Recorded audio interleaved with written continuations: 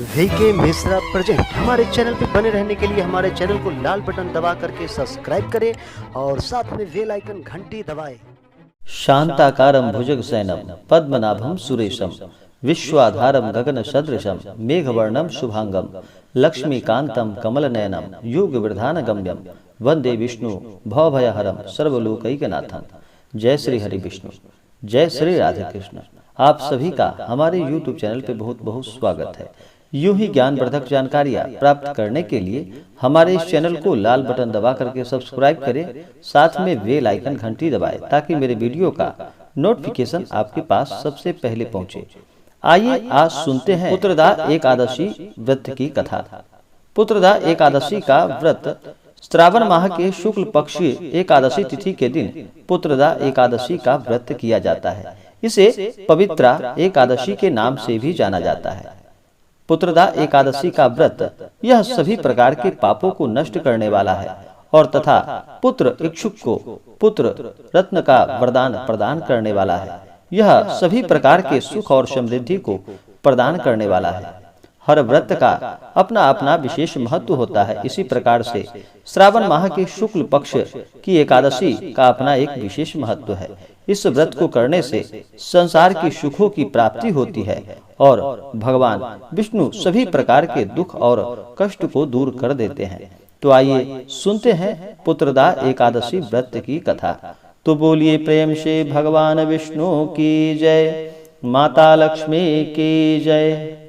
बहुत समय पहले की बात है कि द्वापर युग के आरंभ में ही महिष्मती नाम की एक नगरी थी। उस नगरी में महाजीत नाम का एक राजा राज्य किया करता था। वह पुत्रहीन था, इसलिए वह सदा दुखी रहता था। उसे वह राज्य सुख और वैभव सभी कुछ बड़ा ही कष्टदायक प्रतीत होता था, क्योंकि पुत्र के बिना मनुष्य को इस लोक और परलोक दोनों में सुख प्राप्त नहीं होता है।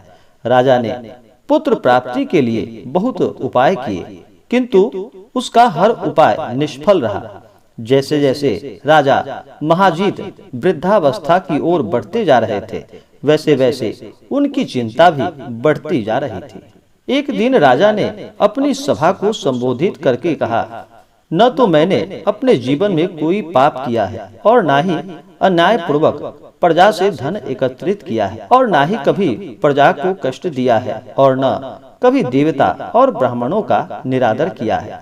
मैंने प्रजा का सदैव अपने पुत्र की तरह पालन किया है, कभी किसी से ईर्षा भाव नहीं किया, सभी को एक समान समझा है। मेरे राज्य में कानून भी ऐसा नहीं है जिससे कि प्रजा में अनावश्यक डर उत्पन्न कर सके। इस प्रकार धर्मयुक्त राज्य करने पर भी मैं इस समय अत्यंत कष्ट पा रहा हूँ। इसका क्या कारण है, मेरी समझ में कुछ नहीं आ रहा है। आप इस पर विचार करें कि इसका क्या कारण है और क्या इस जीवन में इस कष्ट से मुक्त हो पाऊंगा।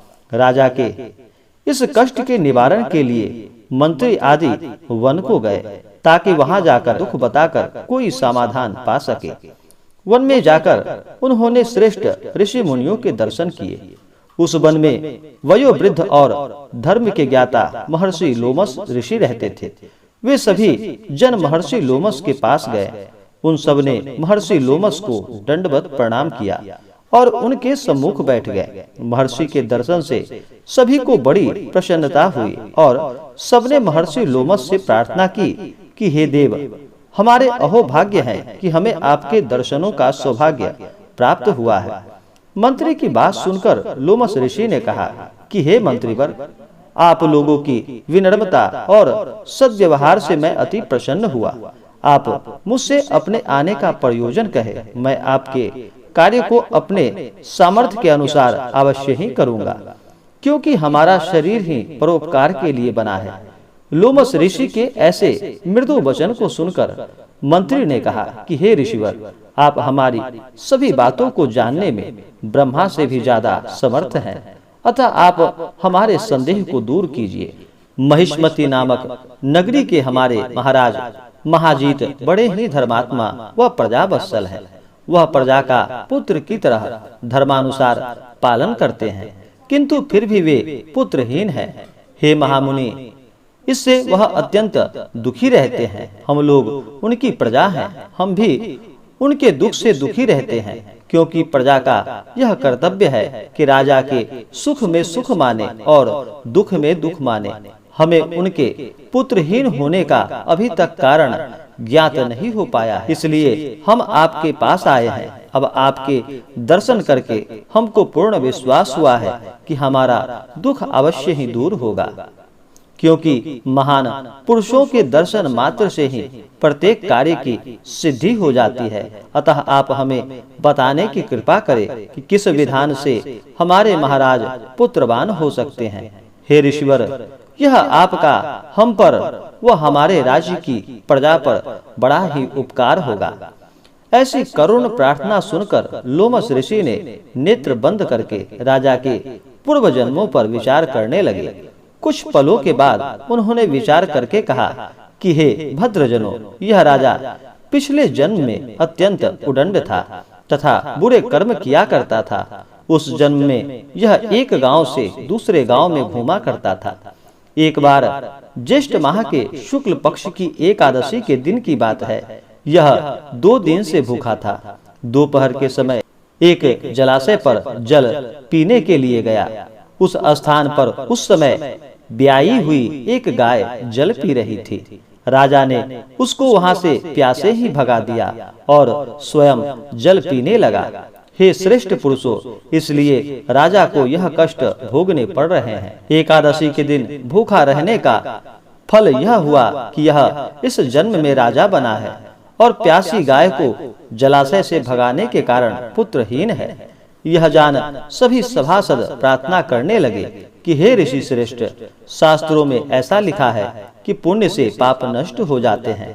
अतः आप कृपा करके हमें कोई ऐसा उपाय बतलाइए जिससे हमारे राजा के पूर्व जन्म के पाप नष्ट हो जाएं और उन्हें पुत्र रत्न की प्राप्ति हो। सभासदों की प्रार्थना सुनकर लोमस ऋषि ने कहा कि हे श्रेष्ठ पुरुषों, यदि तुम सब श्रावण माह के शुक्ल पक्ष की पुत्रदा एकादशी का व्रत और रात्रि जागरण करो और उस व्रत का फल राजा के निमित्त कर दो, तो तुम्हारे राजा के यहाँ पुत्र उत्पन्न होगा। राजा के सभी कष्टों का नाश हो जाएगा। इस उपाय को जानकर मंत्री सहित सभी ने महर्षि को कोटि कोटि धन्यवाद दिया तथा उनका आशीर्वाद लेकर अपने राज्य में लौट आए। तदुपरांत उन्होंने लोमस ऋषि की आज्ञा के अनुसार पुत्रदा एकादशी का विधान पूर्वक व्रत और उपवास किया और द्वादशी को उसका फल राजा को दे दिया। इस पुण्य के प्रभाव से रानी ने गर्भ धारण किया और 9 माह के पश्चात एक अत्यंत तेजस्वी पुत्र को जन्म दिया। हे भगवान विष्णु, जिस प्रकार से आपने उस राजा के दुख और कष्टों को हर लिया, हे भगवान विष्णु, आपका जो भी व्रत करे, आपका जो भी कथा श्रवण करे, हे भगवान विष्णु, आप उनके भी सभी कष्टों को हर लेना और उन्हें सुख समृद्धि प्रदान करना। तो बोलिए प्रेम से भगवान विष्णु की जय, माता लक्ष्मी की जय। जो भी जातक एकादशी का व्रत करते हैं, उन्हें चाहिए कि 10वीं की रात्रि से ही इस व्रत का नियम का पालन करना चाहिए। 10वीं की रात्रि में शुद्ध और सात्विक भोजन ग्रहण करना चाहिए, ब्रह्मचर्य का पालन करना चाहिए, भगवान नाम स्मरण करके रात्रि में सोना चाहिए और अगले दिन सुबह एकादशी के दिन ब्रह्म मुहूर्त में उठ करके अपने सभी नित्य क्रियाओं से निवृत्त होकर के गंगा नदी में या घर के जल में ही थोड़ा सा गंगा जल मिला करके स्नान करना चाहिए, शुद्ध वस्त्र धारण करके और भगवान विष्णु से प्रार्थना करनी चाहिए कि हे भगवान विष्णु, हे माता लक्ष्मी, आज मैं आपके पुत्रदा एकादशी का व्रत करने जा रहा हूँ या करने जा रही हूँ। इस प्रकार से भगवान से प्रार्थना करनी चाहिए। उसके बाद दिन भर व्रत उपवास रहते हुए भगवान का 2 समय पूजन करना चाहिए। पंचोपचार या षोडशोपचार पूजन विधि के द्वारा भगवान का पूजन करना चाहिए। रात्रि में भजन कीर्तन करते हुए, कथा श्रवण करते हुए रात्रि में जागरण करनी चाहिए और अगले दिन जा करके सुबह उठ करके स्नान करके भगवान का पूजन करना चाहिए। भगवान की आरती करने के बाद ब्राह्मणों को भोजन कराना चाहिए, ब्राह्मणों को दान और दक्षिणा देनी चाहिए और व्रत का पारण समय के अनुसार करना चाहिए। इससे महान पुण्य फलों की प्राप्ति होती है और भगवान विष्णु की कृपा से सभी प्रकार के सुख और समृद्धि की प्राप्ति होती है। एकादशी के दिन इस दिन दिन भर व्रत उपवास रहना चाहिए। एकादशी के दिन चावल ग्रहण नहीं किया जाता है। इस दिन तामसिक वस्तुओं का प्रयोग बिल्कुल भी नहीं करना चाहिए। शुद्ध और सात्विकता का पालन करना चाहिए। इस दिन अपने से बड़ों का सदा ही आदर और सम्मान करना चाहिए। महिलाओं का सदा ही आदर और सम्मान करना चाहिए। इससे माता लक्ष्मी प्रसन्न होती हैं और घर में निवास करती हैं। जहाँ पे महिलाओं का अपमान होता है वहाँ से माता लक्ष्मी रुष्ट होकर चली जाती है। इस दिन अगर घर पे कोई याचक आए तो उसे खाली हाथ नहीं लौटाना चाहिए। उसे भोजन करानी चाहिए, अन्न और जल देना चाहिए। तो आइए जानते हैं श्रावण मास शुक्ल पक्ष पुत्रदा एकादशी के शुभ मुहूर्त के बारे में। इस बार एकादशी का व्रत 18 अगस्त 2021 दिन बुधवार को किया जा रहा है। एकादशी तिथि प्रारंभ समय 18 अगस्त 2021 दिन बुधवार सुबह 3:30 और एकादशी तिथि की समाप्ति होगी 18 अगस्त 2021 दिन गुरुवार को रात्रि 1:06 पे, यानी कि 19 अगस्त के सुबह में ही 1:06 में एकादशी व्रत समाप्त हो जाएगा। तो इस व्रत का पारण 19 अगस्त 2021 दिन गुरुवार को किया जाएगा।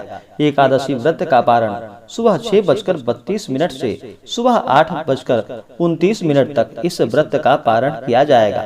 एकादशी व्रत का पारण इस बार दुर्वा दलेन पारणम, यानी कि दुर्वा के दल से इस व्रत का पारण किया जाएगा।